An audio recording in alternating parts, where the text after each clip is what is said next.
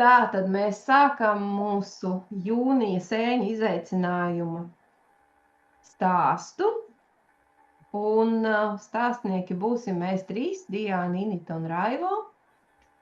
Daci ir piedalīsies veidošanā, un tad dodamies uz priekšu un nezaudējam laiku. 3. jūnijas, pulkstens 17:36, un dodamies uz priekšu. Tātad šoreiz mūsu komplekts sastāv no 4 sēnēm, kas bija Dacas kalendārā, redzams man fonā. Un mēs pielasījām vēl dažas sēnes un 2 ķērpjus, kas arī ir sēnes klāt. Nu, tad skatīsimies, kā mums šodien ies. Pirmā sēne ir 2-gadīgā saussēne, ļoti bieži sastopama sēne, un, manuprāt, viena no skaistākajām sēnēm no piepju kompānijas, kas vispār mūsu mežos ir atrodama.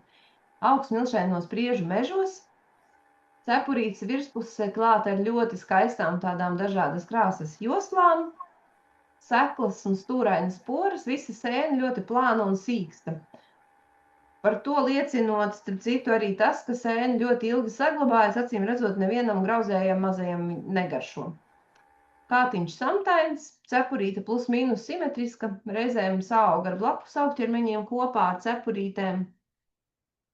Pēc sezonalitātes izskatās, jā, ka tā kā vairāk tomēr pavasaris, vasara, rudens, bet principā var sastapt arī iepriekšējā gada sēnes, nevelti viņa ir 2-gadīgā saussēne.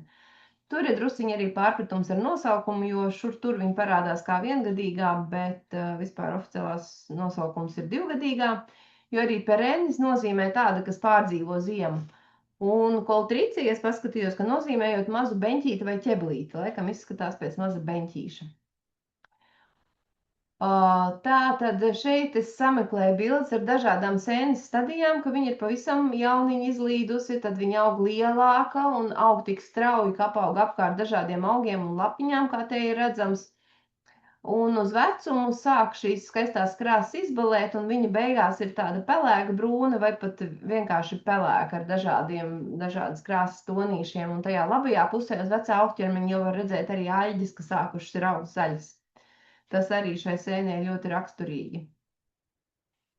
Ar ko šo sēni var sajaukt? Pašā agrā jaunībā pēc krāsas ir līdzīga šveinica filcene, taču tā ir daudz biezāka, gaļīgāka un nepavisam nav sīksta. Vēl man liekas ļoti līdzīga mēdz būt samtainā onnija, tas pa labi augšējā attēlā. Tā arī ir poras, arī ir samtains kātiņš, taču tā ir biezāka un cepurītes virspusē tās joslas nav tik ļoti izteiktas kā sausenei. Vēl, manuprāt, pēc izskata ir līdzīgas dažas brūnzobes un baltzobes. Apakšējā attēlā arī brūnas joslas dažādu krāsu. Bet šo jautājumu var viegli atrisināt, apgriežot cepurīti otrādi, un cepurītes apakšpusē ir adatiņas, nevis poras, kā sausenēm. Vēl par šo sēni notiek šobrīd daudz pētījumi ģenētikas jomā, jo ir doma, ka ir vairākas sausiņu sugas, nav tikai viena, bet tur jau darbojas ģenētika. Vēl biotehnoloģijā ir pētījumi par sausenēm, jo no tās ir izdalīts enzīms lakāze, kuru var izmantot biomasas atindēšanā, detoksifikācija, laikam latviski būtu atindēšana. Un es te lasu un mēģinu jūs tulkot, piemēram, biomasas apstrādē, kura tālāk nodrošina vieglāku pārstrādi un biodegvielas iegūšanu. Arī farmakoloģijā ir daži pētījumi par antibakteriālām un pretvēža īpašībām vai potenciālu, bet tur laikam pagaidām ir sākuma stadijā šie pētījumi. Par atradnēm Latvijā, manuprāt, karte absolūti nav izsmeļoša par šo sēni, jo sēnei vajadzētu būt gandrīz visur, kur ir sausi smilšaini priežu meži. Tā kā cenšamies, liekam savus atradumus dažādos portālos, lai mums tā karte paliek ticamāka un tuvāka patiesībai. Vēl runājot par līdzīgajām sugām, Ir vēl viena sauseņu suga, kura oficiāli Latvijā nav reģistrēta, bet ir jāpievērš uzmanību. Sauseņi, kura auga lapu koku mežos, ir ļoti iespējams, ka ir kanēļa sausene, Caltricie cinnamomea. Pēc krāsas līdzīga, bet nedaudz mazāka un veido mikorizu nevis ar priedēm, bet ar lapu kokiem. Tagad vārds Initai. Jā, nu, par gaileni, es nezinu, ko vēl varētu pateikt par gaileni, laikam tā, parasto gaileni, laikam tā ir tā sēne, ko pazīst visu, kuru iepazīst, laikam, pašu pirmo jau bērni, ja neskaita sarkanās mušmiras pasaku grāmatās, ja. Ļoti, ļoti izplatīta, ļoti ievācama, ja, un arī šogad jau ir pirmās ziņas, ka parādās vēl pavisam maziņas, bet tā jau jūnijā jau patiesībā tās gandrīz vai pēc tā sezonalitātes, ja, var redzēt, ka tas maksimums jau arī ir vasarā, ja, un ka tas jūnijas jau iet uz maksimumu apmēram pēc sezonalitātes. Un tālāk. Kas tad? Protams, ieliku vēl dažas te bildītes, jā, te var redzēt tās krociņas apakšā, tās īsti nav lapiņas, un tad mēs te to gaileni tad arī te tā pārbīdam no piepēm pie lapiņsēnēm, no lapiņsēnēm pie piepēm, patiesībā tāda krociņu sēne, jo īsti lapiņas tās nav. Un vietas ļoti dažādas no sūnām līdz kailai augsnē, līdz te var redzēt, ka diezgan tādā pagarā zālē, draudzējās ar visiem kokiem gandrīz, gan ar vismaz priede, egle, bērs, ozols ir, ar tiem, kas mums arī parasti ir tie koki, ar kuriem mums tām ēdamajām vismaz vai biežāk sastopamajām sēnēm ir mikoriza, tā kā tāda. Reizēm pat raganu apļus veido, reizēm vienkārši ir bariem, jā, pacietīga, arī pret tādu nobradātu augsni, ļoti labprāt aug uz celiņiem, taciņām. Viena laikam, ja ne pati mīļākā, tad gandrīz mīļākā sēne, jā, jo daži vismaz dod baravīgām priekšroku. Tālāk. Par līdzību, es te tieši tīšām neliku ne tur tās negailenes, ne arī kliņģerenes, jo, lai sajauktu gaileni ar kliņģereni, tas laikam ir diezgan grūti izdarāms patiesībā. Ne, tās nav, var tālāk nešķirt.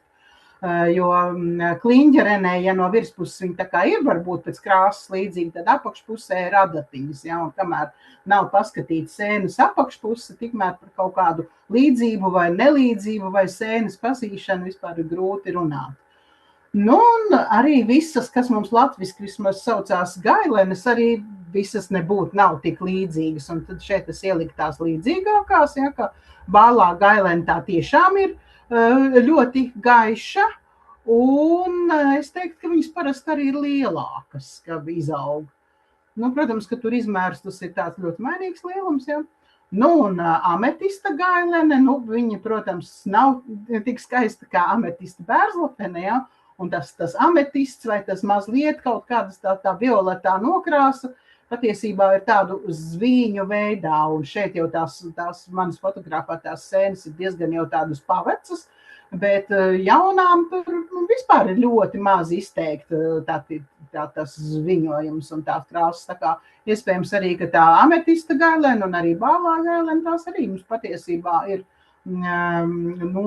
vairāk sastopamas. Pirmā gailena muzeja, parastā gailena muzeja krājumā nonāca pavisam nesen, kurš tad gailenes liek krājumā, viņas parasti apēd.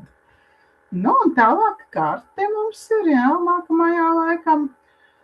Protams, kad ir ļoti daudz liktas, jā, no dabas datos, un, protams, ka tas arī vēl nav visas atradas. Es domāju, ka tai kartei vienkārši būtu jābūt nosētājai punktiņiem no vienas vietas, gan vienai, gan otrai. Jo, arī es domāju, ka lielā mērā tas pats jautājums, ja kurš gan viņi tur fotografēs un liks tur renaturālistā vai dabas datos, viņus ir vienkārši apēst, jā, bet, ņemam vērā, jā, ka tiešām, gailenes, gan ir visur.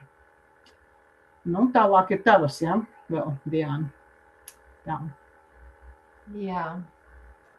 Tagad nākamā sēne, ko Dace bija ielikusi, es viņu nebūtu izvēlējusies. Tā ir neļķu kārpsēne. Rozetveidīga sēne. Parasti nav ļoti liela. Pie 12 centimetri, manuprāt, tas ir kaut kas ļoti liels jau, tad, kad viņi sauguši vairāk augķermeņu, nu vai vairāk tās cepurītes kopā izveidojušās augu uz augsnes, sīksti šķiedrēna. Man liekas, ka atgādina mūsu iepriekšējo sēni, ko mēs skatījāmies divgadīgo sauseni. Malas parasti ir nelīdzenākas, robotas, gaišākas, kādam atgādina neļķes ziedu. Apakšpuse nav ne adatiņas, ne krociņas, ne poras, apakšpuse ir gandrīz gluda. Un aug jauktos skujkoku mēžos, parkos, krūmos, pļavās un patīk tāda zālaina un smilšaina kaļķekmens vai skāba augsne. Tas ir norakstīts droši vien no sēnes apraksta. Sēne sastopama vispār samērā reti, un Latvijā nemaz tik bieži nav reģistrēta. Sezonalitāte tā tad vasara, tiešām tipiski diezgan, ka tā ir vasara, un reku te ir apskatāma apakšpusīte, tātad gludā apakšpusīte redzama kreisajā pusē, un labajā pusē ir zemes kārpsēnes apakšpuse, kura ir vairāk klāta ar tādām kā kārpiņām, apaļām.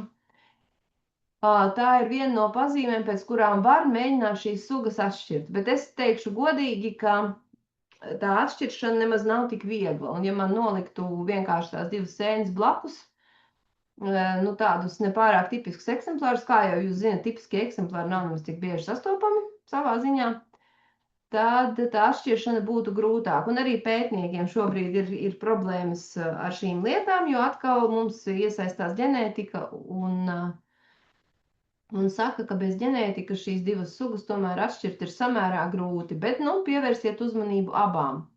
Tātad līdzīgās sugas kreisajā pusē ir zemes kārpsēne, kas ir ļoti bieži sastopama. Tā ir raksturīga tāda pūkaināka virspuse. Apakša, kā jau es teicu, ir gluda, bet tomēr ar tādiem kā vairāk kā kārpiņām ar izcilnīšiem. Un par šo sēni es atradu dažas tādas interesantas ziņas par zemes par zemes kārpsēni. Es vispār apmulsu vienā brīdī, jo it kā viņi skaitās mikorizes sēne, bet kaut kur raksta, ka viņi var būt arī nemikorizes sēne. Un konkrēti par zemes kārpsēni bija vēl viena lieta, ka Latvijas avotos es atradu, piemēram, fitopatoloģijas grāmatā. Es jums tūlīt mēģināšu nocitēt. Man liekas, es te priekš sevis ieliku blakus ekrānā, ka viņu sauc par zemes kūpsēni vai arī par smacētāju, jo otra tāda raksturīga augšanas vieta ir stādaudzētavas, un stādaudzētavā var izaugt blakus sējenim, un, ja tā notiek, tad to sējeni var pamazām apaugt, un beigās sējenis noslāpst un nokalst. Savukārt, meklējot informāciju plašajos internetam, plašumos es atradu arī tādu, ka šo sēni atkal savukārt izmanto kā mikorizes sēni, lai stiprinātu jaunos sēņus. Tur bija kaut kāda bišķiņa pretruna. Bet es domāju, ka mums jātic ir mūsu ierakstiem, ka Latvijas apstākļos visdrīzāk, ja šī sēne nonāks tādu audzētavā, tad tā nav labā ziņa. Par līdzīgajām sugām atgriežoties, vēl man ir ielikta arī kādas brūnzobas un baltzobas fotografijas. Manuprāt, no virspuses var sajaukt, bet no apgriežot cepurīti, mēs redzam, ka apakšpusē ir adatiņas, līdz ar to brūnzobas, jebkuras neļķu vai zemes variants tiek izslēgts. Par neļķu kārpsēnes atradnēm, kā jau es teicu, tās nav daudz reģistrētas, ir jāskatās uzmanīgi. Ja jūs redzat kaut ko, kas tā kā izskatās pēc zemes kārpsēnes, bet ir negluži, droši lieciet. Un, kā jau es teicu, pēc bildes iespējams 100% neizdosies noteikt, bet Dabas muzejs noteikti priecātos arī par šīs sēnes paraudziņu, jo pat ja mēs tagad nevaram to DNS analīzi veikt, iespējams nākotnē varbūt tuvā ļoti mēs to varēsim, un tad arī ievāktais paraudziņš būs kalpojis zinātnē. Un nākamā sēne arī ir mana šajā te mūsu klasifikācijā. Tātad parastā sērapiepe. Kā jau jūs zinat, šobrīd, manuprāt, ir tāds sērpiepes bums, kāds sen nav bijis, jo auga ļoti daudz, visur kur, milzīgos daudzumos, un vēl pirms nedēļas, manuprāt, bija vienkārši izcilā kvalitātē, ja mēs runājam par ēšanu, bija jaunas, svaigas, sulīgas. Var veidot daudz cepurītes slāņos, ja aug uz tāda stāvoša stumbra. Dzeltenīgi līdz oranžu toņi, par to es vēl nākamajā slaidā parunāšu. Kokam tā īsti nav labā ziņa, jo sērapiepe ir ļoti agresīva koksnes ēdāja, izraisa brūno trupi, nevis pūvi, kā šeit rakstīts ir. Šādi tad aug arī uz skujkokiem, piemēram, es tikko pirms nedēļas redzēju arī trapenes lapegļu alejā uz lapeglēm. Un tas sezonalitāte šeit mums tāda interesanta parādās. Februāris, marts, acīm redzot, nav no mūsu platuma grādiem. Mūsu platuma grādos ir tās viens pacēlums, tas ir maijs, jūnijas, un otrs pacēlums ir uz rudeni, kaut kāds septembris apmēram, un tad ir otrs tās vilnis šai sēnei. Pēdējos gados bija tā, ka pavasara vilnis gandrīz izpalika, toties bija rudenī sērpiepes, tagad šogad mums ir tas pavasara vilnis ļoti izteikts. Es vēl par to vilni varētu piebilst, ka sērapiepe jau tādas viņas atliekas jau arī ziemā var atrast, un ja cilvēki staigā un neko citu neatrod, viņi ieziņo tās pašas tur tās bojā gājušās kaut kādas sērapiepes atliekas, arī tā var būt.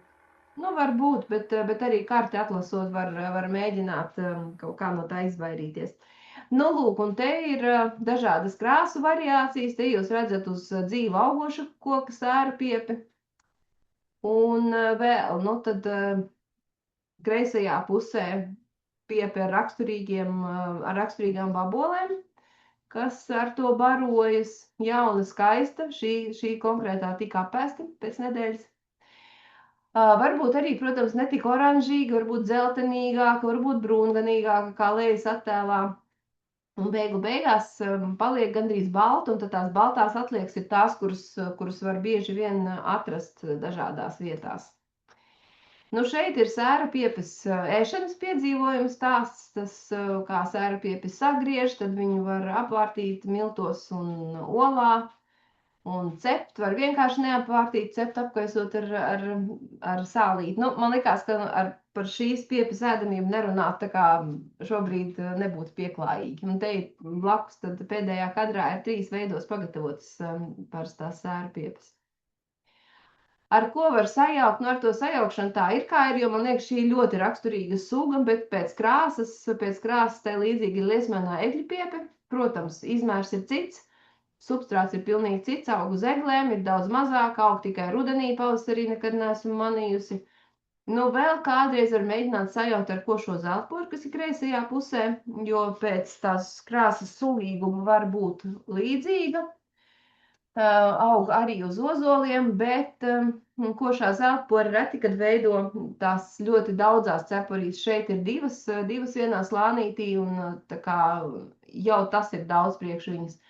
Un virs tās košās zeltporas var redzēt pērnos augķermeņus. Tas nozīmē, viņa nepaliek balta, viņa paliek tāda netīri brūngana oranža, un, ja paņem pirkstos tādas šķiedras oranža brūnas ir iekšpusē. Bet pēc konsistences viņas patiešām ir līdzīga sērapiepē, bet tad tas izmērs ir ļoti noteicošs. Un arī forma, jo zeltpora parasti ir biezāka, tāda izteiksmīgāka sērapiepe, pat ja viņai būs tikai viena cepurīte, vienmēr būs tāda plānāka.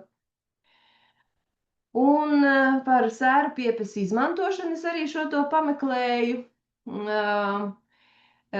Arī farmakoloģijā notiek pētījumi, bet šeit konkrēti ir pētījumi par sērapiepes pigmentu iegūšanu. Tā kreisajā attēlā bilde ir no simpozijas, kuru mēs bijām pirms gada Kanāriju salās, un dzija ir krāsota ar pigmentiem, kas ir iegūti no sērapiepes, bet iegūti ir rūpnieciskā ceļā. Vienkārši tāpat krāsojot šādu krāsu nevar iegūt. Un burciņā ir karamelis ar sērapiepes pigmentu iekrāsotas. Un šajā institūtā pēta iespējas izmantot gan audumu krāsošanā, kā tādu ekoloģisku alternatīvu ķīmiskajām nakts krāsām, gan arī kosmētikas iekrāsošanai un arī pārtikas iekrāsošanai. Vēl tāda svarīga piebilde ir, ka vēl pie iepriekšējā kāda laikam to vajadzēja pateikt, ka ar sēra piepi dažiem cilvēkiem ir vērojama alerģiska reakcija, tāpēc tāpat kā ar visām citām, bet īpaši ar sēra piepi, pirmoreiz pagaršojot, ir tomēr drusciņi tikai jāpagaršo. Nu, un tad vēl veltījums šīs dienas jubilārai Inetai Šumskihai, kura pirms pāris dienām vai pat vakardien tas bija, ielika tādu nelielu tekstiņu par sēra piepi. Man gribētos nocitēt, jo viņi parasti mūs papildina čatiņā, un tā kā viņi šobrīd nepiedalās, tad es nolasīšu to viņas tekstu, ko viņi bija sameklējis par sēra piepi, jo atrast jau ļoti daudz ko var.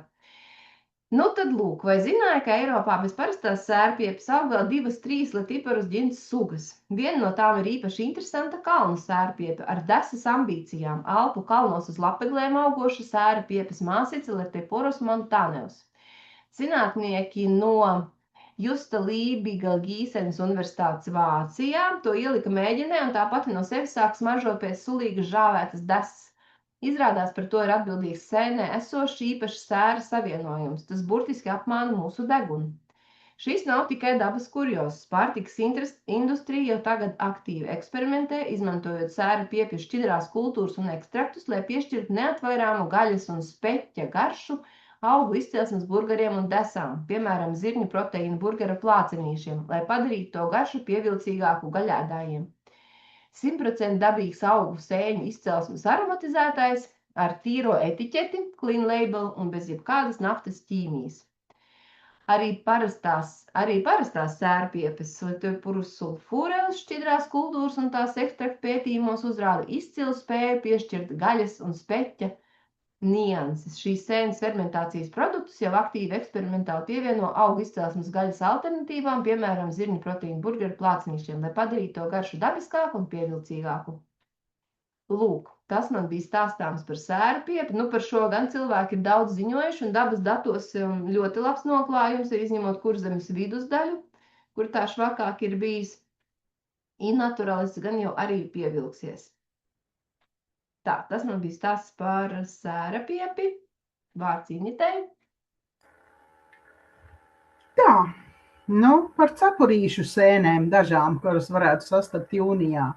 Nu, redzams, ka te pēc tās sezonalitātes, ja, kā brieži jumtenē, nu, tāds vēl neliels ieskrējiens. Bet tā kā šie dati ir par Latviju no Innaturalista, kas vēl nav kļuvis tik populārs, es domāju, ka tur vienkārši jābūt vairāk tiem ziņojumiem arī jau pat no maija, tā kā es esmu arī maijā jau viņus atradusi. Nu, jā, cepurīte brūna, un ja mēs tā no virspuses nofotografējam, nepagriežot apakšpusīti, nu, tad tur bezmaz jebkura sēne, ja. Un tā galvenā pazīme ir tieši tās lapiņas, ja. Ar sārtām, nu, sākumā, jā, ļoti gaišas, baltas gandrīz, un vēlāk sārtojās, un ar sārtām lapiņām mums nemaz tik daudz to sēņu nav. Tur ir jumtenes, makstainas, nu, sārtlapītes, nu, un jumtenēm vēl tas ir raksturīgs, ka tās lapiņas nesniedzās līdz kātiņam, ja viņas ir brīvas, un pie tam vēl tādu tā kā izliektu vēderiņu tā lapiņa, jā. Nu, un tieši arī gan lapiņu krāsa, gan lapiņu piestiprinājums ir svarīga pazīme. Auga, jā, pārsvarā lapu koku mežos, ar lapu kokiem saistīta suga, pārkos dārzos, gan uz celmiem, gan uz mulčas, gan arī kokzāģētavās aug uz zāģu skaidām un nereti lielā skaitā. Un šeit šis attēls konkrēti ir tad, kad mēs te ar Diānu un Maiju pirms pāris gadiem braucām sēra piepes lūkoties maijā, un tad tur uz tām taciņām tur bagātīgi arī mulča kaisīt, un tur bija ļoti daudz arī tās briežu jumtenes taciņas malā. Nu, tālāk pieliku vēl dažas, nu, tā viņas izskatās no sāna, tā jau ir tāda padzīvojusi, tādiem balerīnas bruncīšiem saceltiem, ja, bet nu redzam to rozā krāsu, un arī, nu, tur tā lapiņas un to piestiprinājums tūplānā. Nu, kātiņam arī tādas bišķiņa brūnganas, pelēcīgas, melnganas šķiedriņas uz kātiņa. Kātiņš diezgan sīksts. Nu, jāņem vērā, ka sēne ir vienmēr saistīta ar koksni. Jā, vai nu ar jau vēl ar kaut kādiem, nu, ar celmiem vai krintelām, vai ar kaut kādām koksnes atliekām uz augsnes, ja, bet nu, bez koksnes viņas nebūs atšķirībā no sātlapītēm. Nu, un kas tad mums tur līdzīgs tālāk? Nu, es gribēju uzsvērt, ka līdzīgas ir tieši dažādās jumtenes, jo, kā jau es te minēju, ja mēs skatīsimies tikai no augšas cepurīti, tad jebkas būs līdzīgs, ja, tad tur bez maz vai, nezinu, bērzlapa, baravika un viss kaut kas būs, ja. Bet, nu, te ir, nu, pirmkārt, visas jumtenes nav brūnas vai pelēkas, dažas ir arī ļoti skaistas, gan dzeltenas, gan oranžas, ja, bet, nu, tās līdzīgās varētu būt tās brūnganās. Nu, salīdzinoši ar citām, nu jā, tā brieža jumtene ir viena no lielajām jumtenēm. To tik lielu nemaz tik daudz nav, daudzas ir ļoti sīkas. Vēl kas ir ļoti jāskatās, ir apakšpusē lapiņu šķautnes. Ir divas jumteņu sugas, kurām tās lapiņu šķautnes ir melnas. Vēl ir arī brūnās jumteņu sugas, kam tur ir gan tā krokota virsma, gan zvīņaina virsma. Ir arī vairākas palielas, kas ir baltas un gandrīz baltas, ja. Ir arī nelielas brūnas krāsas jumtenes ar dzeltenīgu kātiņu. Es vienkārši šeit jums visas nesaukšu, lai nejauktu galvu, ja mēs šobrīd uz to biežāko sugu nokoncentrējamies. Un vēl kas ir jāskatās, lai nesajauktu ar makstainēm, jo tur ir gan tās rozā brīvās lapiņas, gan tad ir jāskatās kātiņa pamatne, kur ir maksts. Un reizēm, ja tā arī neuzmanīgi viņu izceļ laukā, tad tā maksts vienkārši var palikt tur kaut kur zemē, un tad, nu, var vienkārši brīnīties pēc tam, kas tā tāda par jumteni, un kāpēc viņa aug uz zemes, nevis uz koksnes, un vai tur ir apakšā koks vai ne, un beigās izrādās, ka tā ir makstaina. Nu, makstaina arī mums viena suga, kas aug uz koksnes. Ne, divas pat, jā, divas sugas, kas aug uz koksnes. Nu, atkal te ir, protams, vēl tur vairākas, jā, nu, par atradnēm. Nu, es teiktu, ka viņi tomēr varētu būt stipri vairāk arī. Nu, dabas datos ir diezgan daudz to datu, bet nu, atkal mēs redzam, ka tur ir vairāk, tur, kur staigā mikologi, jā, tāda korelācija, jā. Nu, un inaturalistā, nu, tur, protams, ka tur pagaidām ir mazāk to sugu, jā, bet, nu, gan jau, ka te parādīsies arī vairāk, jo, nu, patiesībā suga ir ļoti izplatīta, jā, un iespējams, ka šur tur arī gan tajās dabas datos, gan inaturālistā tur vēl ir arī citas vienkārši nepareizi nofotografētas apakšpusīti neredzot un nenoteiktas sugas arī vēl. Nu, un kas tad mums nākamā? Nākamā ir patojāra šķiedrgalvīte. Nu, tad beidzot kaut kas ļoti indīgs, patiešām nopietni indīga sēne, varētu teikt, kaut kā nāvējoša indīga. Vispār diezgan tāda pilsētniece. Es, godīgi sakot, es tagad nemaz īsti neatceros, vai es būtu mežos redzējusi. Jo, nu, it kā skaitās, jā, ka varētu būt lapu koku mežos šobrīd, bet vairāk tiešām pārkos, dārzos, kapsētās, alejās. Nevienu reizi esmu atradusi zem vecām liepām. Rīgā arī zem liepām esmu atradusi. Nu, un, jā, nu, šķiedrgalvītes lielākā daļa jau šķiedrgalvītes ir tādas maziņas. Šī ir viena no lielākajām šķiedrgalvītēm. Un vēl viņai ir ļoti raksturīga tas, ka tā sēne sārtojās gan pieskaras vietās, gan arī, nu, pamazām arī kļūst sārtāka. Bet nevienmēr. Nu, un ko es tev vēl gribēju piebilst par nosaukumiem. Nu, un te ir tas gadījums, ja, kad sēnes nosaukums ir veidots ļoti pareizi, tā kā tam bija jābūt pēc latīņu nosaukuma, vecā latīņu nosaukuma, ja, ka tā ir Inocibe Patuljārdī, ja, kā mēs, nezinu, pareizi izrunājām vai ne savulaik. Nu, nosaucām, un tagad sistemātika mainījās. Ne viņa vairs ir Inocibe, un nevairs tas Patujārs mums parādās tajā latīņu nosaukumā. Un tas erubescens sarkstošā, nu, patiesībā būtu ļoti labs nosaukums, ja, vai, nu, sarkstošā šķiedrgalvīte vai šķiedrainīte vai kaut ko, ja mēs te gribētu vēl kaut ko te sadalīt sīkāk, ja, bet tas Bet, pieraduši mēs, vismaz tie mikologi pie tā patujāra esam, bet tie, kas varbūt, kas nezina to veco sinonīmu, jā, viņi varbūt ļoti brīnās, kas tas par patujāru, jā, un kādā sakarā. Bet, nemainījām nosaukumu. Tā, kas mums tālāk? Te ir tās, jā, vēl patujāru šķietgalvītes. Un es vismaz tajā pirmajā gadījumā pa kreisi, tā noteikti ir cita suga, jā, un mikroskopēji un visi, un nemaz nesārtojās, necik, vajadzēja viņai sārtoties. Un, pēc mikroskopiskām pazīmēm, jā, tur viss ļoti labi sakrita patujāru šķietgalvīte, tā kā reizēm nesārtojās.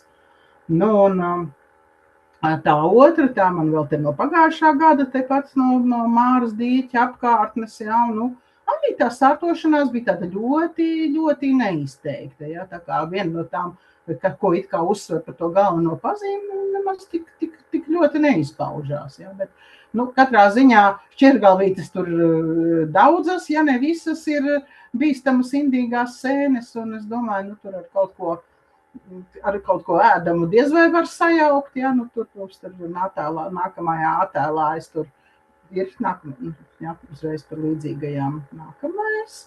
Ir arī citas lielas šķietgalvītes, jā. Tā kā patiesībā var sajaukt ar citām šķietgalvītēm. Un par auzeni, ko it kā min to līdzīgo, jā, kas varbūt ir auga, tā līdzība, man liekas, ir tik daudz, ka aug līdzīgās vietās un līdzīgā laikā, jā, bet, nezinu, ja cilvēks var sajaukt auzenes ar šķietgalvītēm, tad viņam labāk nevajag arī skatīties uz auzeni kā uz ēdamo sēni vispār necik un nemaz, jā. Jo, auzenei tomēr viņai nav tā raksturīgā struktūra, jā, tur tas aromāts arī ir pilnīgi cits šķietgalvītēm. Man liekas, ka nevarētu sajaukt. Un ar karti pavisam tā švaki mums pagaidām, jā. Te jau pats dabas datos ir ļoti maz to datu tie. Iespējams jau arī, ka nepazīst, jā, un ja nav varbūt pietiekami labi nofotografēt, un ja vēl ir tā stadija vai nav redzams, ka viņi sārtojās, tur tā diezgan grūti arī bez mikroskopa pateikt, jā, un naturālis tās, ka tās visas trīs laikam bija manējās atrastās, dažādās vietās, jā, bet, gaidīsim, lai ziņo, jo patiesībā sēne nemaz tik tāda, ka kaut kāds ārkārtīgs retums viņa nav, jā, tā kā, jāmeklē tā tad pa ceļmalām, zem liepām, kapsētās, parkos, jā, Rīgā vien ir, viss, protams, te nav ielikts, man te tādi vecāki dati, Rīgā vien šur tur viņi ir sastopami, tā kā. Un tālāk. Te viena pat tiešām pilsētniece, jā, kuru laikam mežā velti meklēt, jā. Rīgā, man liekas, ļoti parasta suga. Arī citās pilsētās, arī šur tur ceļmanās un sēne, kam tiešām patīk tāda blīva augsne, jā, viņi varētu taču augt kaut kādā mīkstākā vietā, bet nē, viņai vajag augt tur, kur tā augsne ir stingra un pat vajag izlīst cauri asfaltam, jā. Atkal apmatenes, jā, varētu pirmkārt ļoti stingra, ļoti cieta, jau pataustot, paklauvējot pa cepurīt, jau redzēt, ka tur tā kā akmens gandrīz, tā jau tā pirmā varbūt pazīme. Un otra tā raksturīgākā pazīme ir dubultais gredzens, tālāk man tur nākamajos attēlos. Jā, tas pirmais vilnis viņai, te var redzēt arī tur vairākos attēlos, te arī to dubulto gredzenu. Un tā vieta ar to asfaltu, tas ir, mums tur pretī dabas muzejām ir tējnīca, jā, un tas ir, tur ir iela, jā, un tur ir, te var redzēt bišķiņ pašā kreisajā pusītē, tur vēl kāds latermas staps, un labajā pusītē tur jau pa ielu staigā trolejbusi, jā, tā kā, pilnīgi uz ielas, jā, un tad, kad mums bija sēņu izstādes, mums jau bija kā ļoti vienkārši. Mēs tur aiziet pie tējnīcas pēc pilsētas atmatenēm. Viņas tur parasti aug, jo viņas jau aug arī rudenī, nav jau tā kā tikai tagad šajā laikā. Bet tur kādreiz bija tāds ļoti centīgs sētnieks, kas viņas tur ļoti cītīgi visas vāca nost. Nu, redziet, tur arī tāda ar tādu ļoti tādu izbrīnītu skumju sēņu viena, jā, nu, tur, vienmēr, kāpēc mani neviens te nemīl, jā, apmēram tādu skatienu. Nu, un tālāk mums tas, nu, sajaukt, es teiktu, ka var sajaukt varbūt ar citām atmatenēm, jā, jo, ja sāk runāt tādas runas, ka atmatenes var sajaukt ar mušmirēm, nu, atkal tas ir nepaskatoties vispār nekādas pazīmes, ne lapiņas, ne gredzenu, ne kātiņa pamatne, jā. Nu, mēs tomēr vairāk esam orientēti ar cilvēkiem, kas, ja ne pat ļoti pazīst sēnes, tad vismaz zina, uz ko jāskatās. Nu, un atmatenēm arī tur, ja tā pilsētas atmateni, viņi tā kā pieder pie tām dzeltējošām, viņa gan tur ļoti maz kaut kur tos dzeltenos plankumiņus var redzēt. Tad ir atmatenes, kas ievainojuma vietā sārtojās, ir kas daudz intensīvāk dzeltē, ja te ir arī tā indīgā atmatene ar dzelteno kātiņu pamatni griezumā. Nu, vēl ir arī, jā, baltas lielas, kas varētu būt līdzīgas, bet nu, jā, tur jāskatās tas dubultais gredzens un tā ļoti stingrā cepurība. Jā, un ne visas atmatenes ir baltas, ir arī visādām, ir arī dzeltenīgas un zvīņainas, jā, bet, nu, patiesībā līdzīgas ir tikai citas atmatenes. Nu, tālāk, jā, atradnes Latvijā, nu, maz ziņota, nu, te arī pārsvarā Rīga, vēl kaut kas. Jā, nu, nav nekāds retums, varētu būt vairāk. Nu, tad, laikam, tālāk ir ķērpji, ja? Šomēnes tika izvēlēta ķērpju suga ar ļoti lirisku nosaukumu, tātad dzeltenspožie zeltmilti, pulverveida ķērpis, izteiksmīgi dzeltenā krāsā. Novērojams ir uz lielu dimensiju lapkokiem, ozoli, liepas, bērzi, pilsētu parkos, muižu parkos, senās kapsētās, citreiz arī mežos. Sugu lauku apstākļos vislabāk nosaka pēc tā saucamā pirksta testa, kad tie laponis ir smērējošs, jo ir arī citas dzeltenas sugas uz lapkokiem, ar kurām reizēm tiek jaukti zeltmilti, bet šī ir tāda visprecīzākā pazīme. Šī ir tieši dzeltenspožie zeltmilti. Kādreiz, apmēram pirms kādiem 15 gadiem, tika uzskatīts, ka suga ir reti sastopama Latvijā, bet, kā liecina diškoku apsekojumi, šī ir viena no visbiežākajām sugām tieši uz diškokiem, dižozoliem. Reizēm var klāt pat ļoti lielus laukumus. Nākamais. Tātad reizēm ir sastopama arī uz senām kokēkām, ziemeļu ekspozīcijās, jo šīs te ēkas kalpo kā patvērums no tiešiem nokrišņiem. Sugai nepatīk, kad viņai līst lietas uz galvas.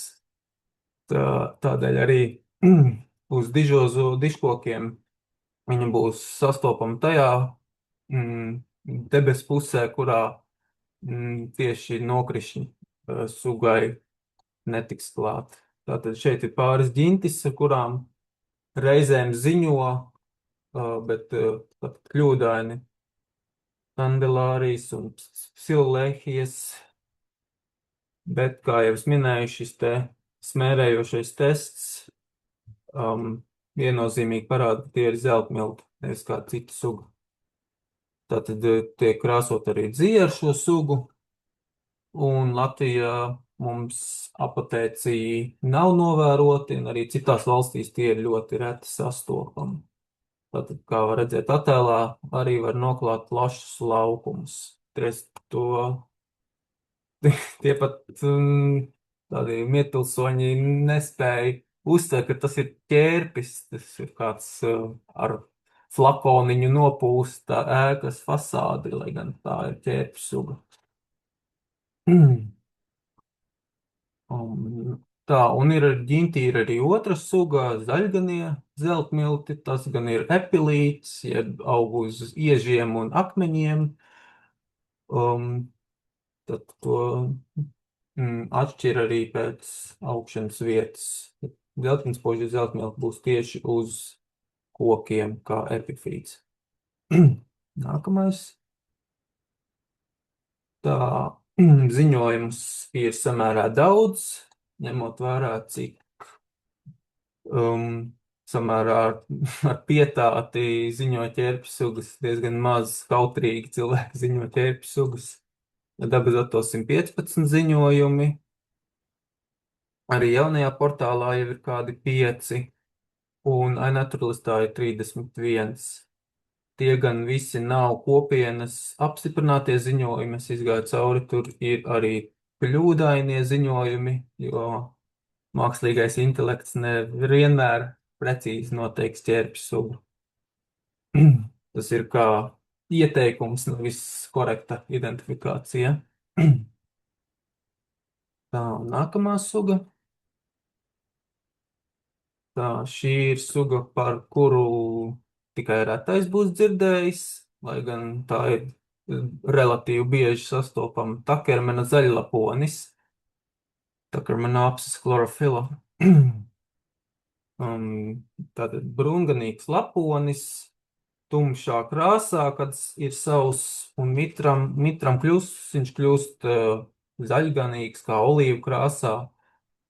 Uz bērzu stumbriem, egļu zariem atrodama suga, bet tīrās vietās pilsētas apstākļos reti vai nemaz nebūs atrodama. Tādos sevis cienošos mežos būs jādodas meklēt šī suga. Apotēcijas neveido Latvijas apstākļos, vismaz nav novēroti. Izplatās ar lapoņa fragmentiem vai sorēdijām. Sugai ir raiba taksonomiskā vēsture, ir pabuļusi vismaz 5 vai 6 ģintīs, kā jau tas ir daudzām sugām mūsdienās, un pēc neseniem pētījumiem tagad tas ir Nephromopsis ģints pārstāvis, nevis Takermenopsis pārstāvis. Tātad, un suga ir nosaukt par godu slavenajam amerikāņu lihenologam un botāniķim Edvardam Takermanam. Sugu diezgan reti ziņo, jo nepazīst. Citreiz ir runāts, ka tā atgādina kādu cetrāriju ģints pārstāvi, jo tā arī kādreiz bija cetrārija, tikai epifītiski augoši uz zariem un stumbriem. Manuprāt, ja pievērš uzmanību pazīmēm, tad ir diezgan viegli nosakāma un ieraugāma. Nākamais. Tātad šeit ir mitrā stāvoklī, un labajā pusē ir šīs raksturīgās sorēdijas, kas arī ir viena no identifikācijas pazīmēm, atšķirt no citām sugām. Reizēm mežos, tumšos egļu mežos sugu nevarēs sastapt, jo viņai patīk saulainākas vietas. Ja ir kāda izgāzusies egle ar saknēm, tad galotnes daļā sugu var atrast, jo viņai patīk tieši šī saules apspīdētās vietas, nevis ēnainie. Ēnaina meža zemesardze nebūs īstā vieta, kur meklēt sugu. Tā par atradnēm.